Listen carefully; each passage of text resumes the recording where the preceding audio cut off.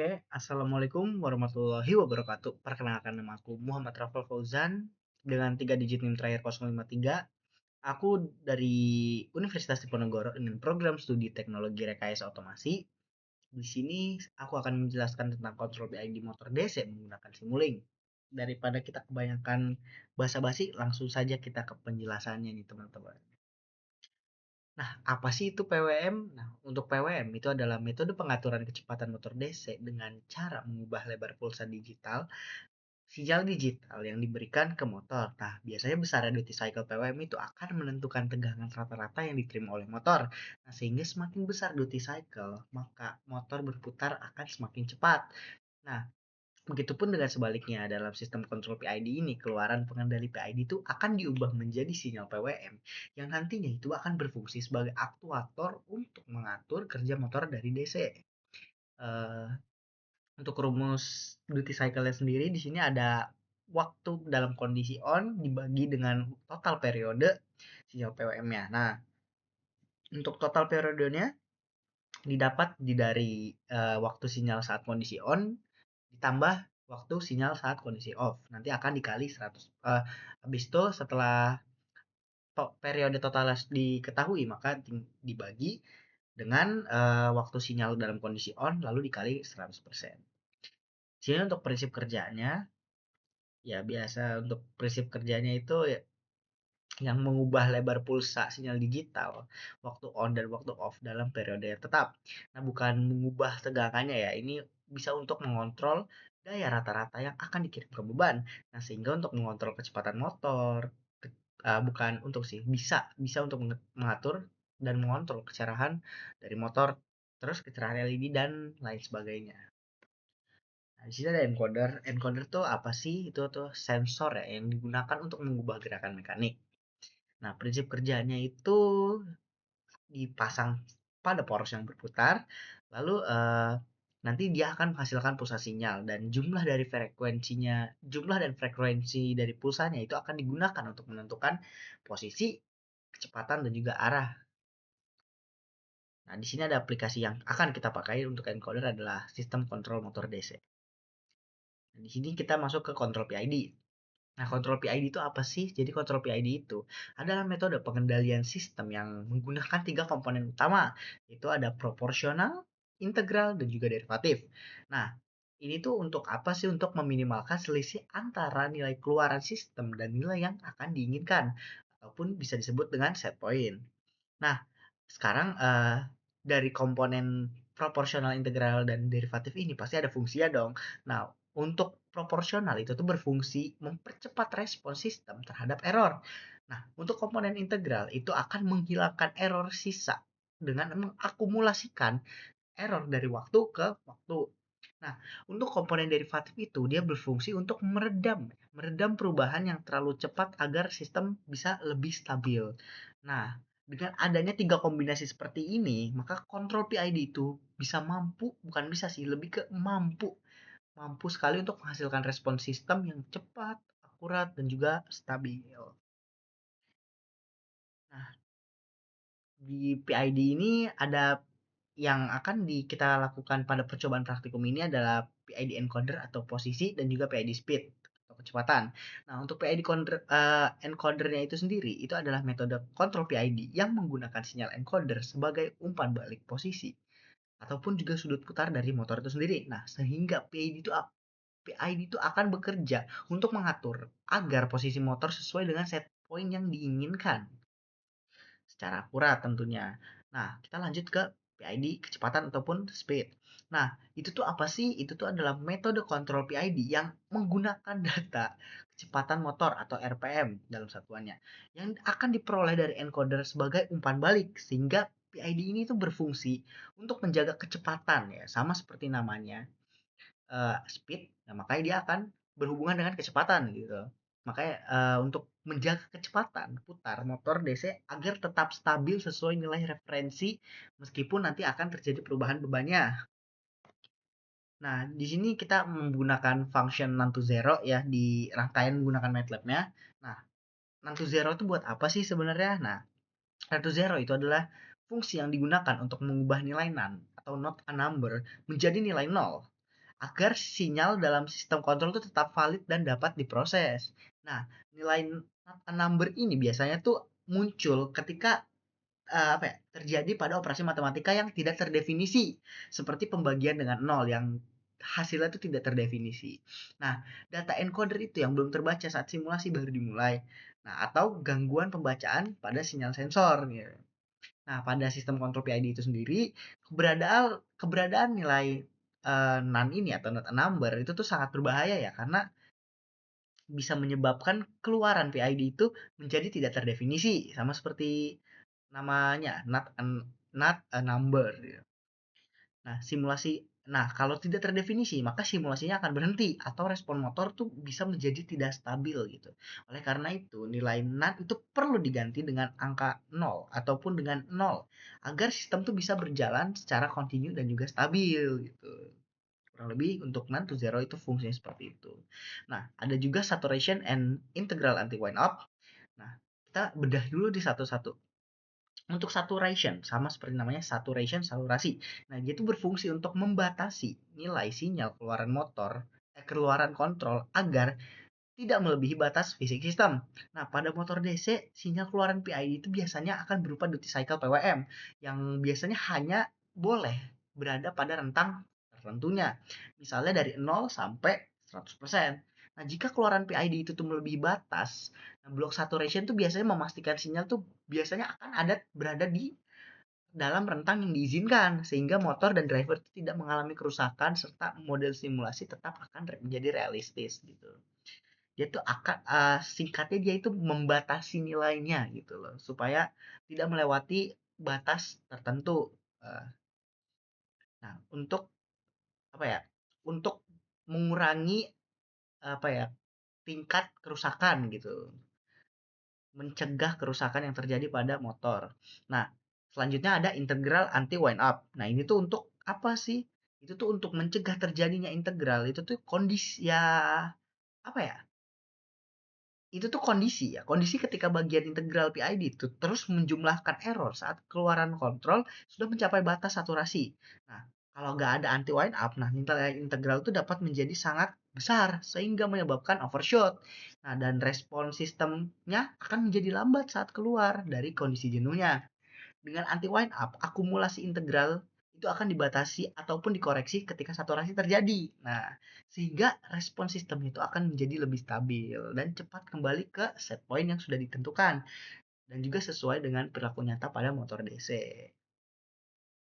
Oke, kita langsung saja ke simulasinya dari MATLAB-nya. Sebentar.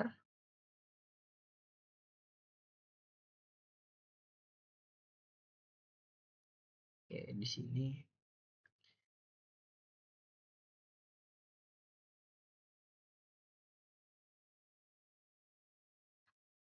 Nah, di sini kita langsung saja ke proses perangkaiannya di sini. Kita menggunakan Goto, menggunakan konstan, dan di sini ada MUX juga. Kita percepat aja.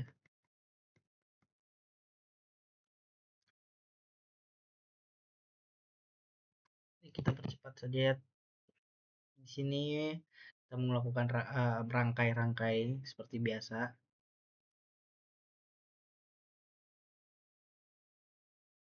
Nah, di sini ada set pointnya.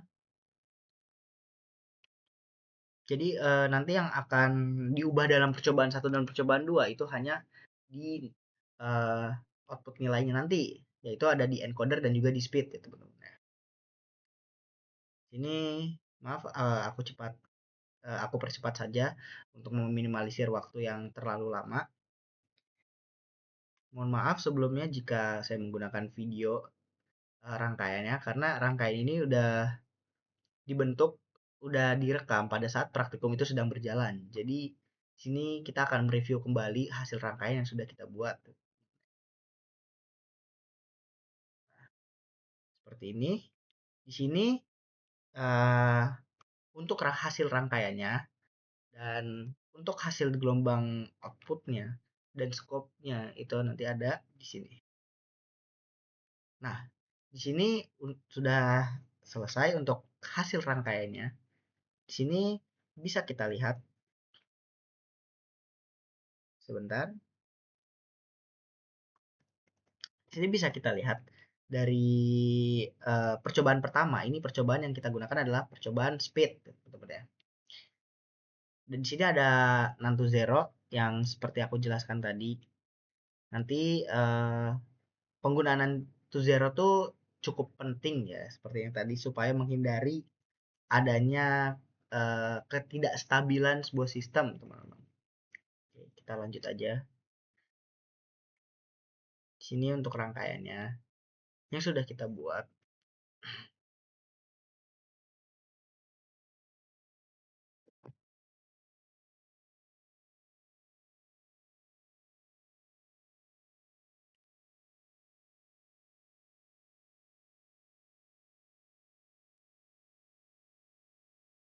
Nah, ini slidernya. Oke, ini untuk hasil scope yang sudah di run. Nah, seperti ini hasil scope-nya. Ini ketika kita menggunakan ataupun mencari PID speed-nya, teman-teman, sesuai set point-nya. Di sini set point yang kita atur adalah 600. Di sini kita coba turunkan. Nah, di sini ada data-datanya. Di sini untuk SP speed-nya sesuai dengan set point yang sudah kita atur ya, teman-teman ya. Di sini kita mengatur set point-nya di angka 400 di sini. Dan di sini, nah dia akan berubah juga. Nah, ketika kita men-setting 600, maka dia pun akan ikut, bukan ikut, sesuai nilai set point-nya ke 600, teman-teman. Ini untuk grafik yang pertamanya ini. Ini aku percepat saja ya di sini. Ini untuk kedua grafiknya, teman-teman. Di sini untuk nah, di sini grafik kenapa bisa ada overshoot atau osilasi gitu. Itu tuh sebenarnya karena pengaruh dari parameter PID-nya ya, ataupun dari karakter motor DC-nya. Di sini kan kita ada nilai KP, dan jika KP-nya itu nanti terlalu besar, maka motor tuh akan bereaksi dengan cepat gitu. Nah, jika kalau misalnya KI yang terlalu besar ya teman-teman ya, kalau KI yang terlalu besar, itu tuh sistem bisa menjadi lambat gitu. Ataupun bisa berosilasi karena akumulasinya bisa menjadi error gitu. Kalau misalnya KD, itu kan nanti akan membantu meredam gitu, membantu meredam perubahan cepat gitu, agar responnya itu bisa menjadi lebih halus. Nah, di sini juga ada keterbatasan dari hardware-nya, itu bisa mempengaruhi dari respon sistemnya juga gitu.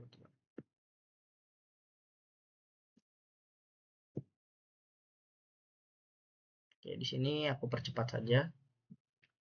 Sini kita setting-setting, mencoba. Nah, di sini untuk rangkaiannya, settingannya.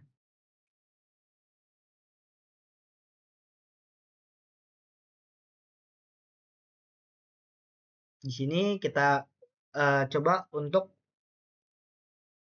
melihat grafik dari percobaan PID encoder, teman-teman, PID posisi. Oke. Jadi yang diubah tuh nanti hanya ini ya, teman-teman. Ini kita ubah yang pertama itu PID speed. Nah, yang kedua ini adalah PID encoder di sini.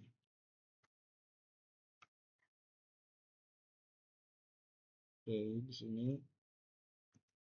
Nah, kita lihat untuk set point yang kita atur apakah sudah sesuai. Nah, di sini set pointnya sudah sesuai dengan uh, dengan nilai yang kita atur, yang kita inginkan, seperti slider gitu. Kita mengatur dari slider dan kita mengecek juga apakah set point sudah sesuai dengan speednya dan errornya di sini. Nah, ini untuk gambar rangkaiannya ya, teman-teman. Gambar rangkaian dan gambar hasil outputnya di sini. Oke, sebentar. Nah, ini untuk uh, gambar rangkaian saat KP, KD, dan KI itu kita turunkan. Saat KP kita turunkan, maka dia pun untuk grafiknya dia akan turun juga. Di sini ada 1,2, dia akan naik. Dan di sini KD-nya juga bisa kita atur. Nah, di sini ada 3 warna ya, teman-teman, yang menandakan tiap-tiap value yang kita inginkan. Di sini ada KP, KD, dan juga KI. Di sini untuk gambar grafiknya. Nah, ini untuk hasil dari grafiknya, teman-teman. Untuk hasil dari grafik percobaan encoder, PID encoder juga. Sini kita langsung saja ya. Oke. Sini aku percepat saja.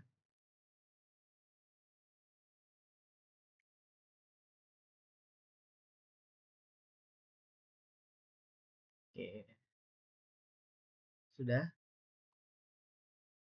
Sini aku mau sedikit ngasih tahu aja teman-teman, kayak di sini kenapa bisa kita lihat hasilnya itu bisa stabil, teman-teman, bisa ya bisa menyentuh angka stabil ketika kita naikkan value yang kita inginkan seperti KP, KD, dan KI. Sini sebenarnya ini peran dari Nanto Zero-nya juga. Nah, setelah kita menggunakan Nanto Zero itu, PID itu kan awalnya PID itu hanya menarik atau menerima sinyal numerik gitu ya, sehingga perhitungannya itu perhitungan error, integrasi, dan diferensial itu bisa dilakukan dengan benar. Nah, itu tuh apa ya, bisa menyebabkan PID itu menjadi tidak terdefinisi. Nah, karena kita menggunakan Nanto Zero ini, maka hasilnya dia bisa menjadi lebih stabil ya, teman-teman. Bisa lebih stabil dan uh, lebih akurat ya, memiliki akurasi yang tinggi.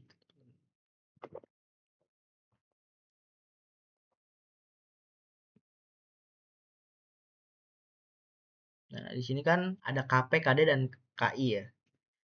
Kontrol PID itu kan bekerja tuh dengan 3 aksi utama ini ya. Ada KP atau proporsional ya, biasanya itu tuh memberikan respon langsung tuh terhadap error gitu, sehingga mempercepat motor mendekati dari set point-nya. Nah, habis itu ada integral, dia tuh mengakumulasi error dari waktu ke waktu, yang KI. Dan juga ada KD ya teman-teman. Itu tuh akan merespon perubahan error sehingga dia akan meredam overshoot dan membuat sistem jauh lebih stabil gitu. Dan juga jauh lebih efektif. Seperti yang di sini, teman-teman. Di sini keluarannya dia stabil seperti ini. Mungkin masih ada beberapa osilasi yang terjadi, cuman dengan penggunaan Nanto Zero ini menjadi lebih stabil untuk PID posisi dan juga PID speed yang kita lakukan ini, teman-teman. Oke, mungkin sekian aja dari aku.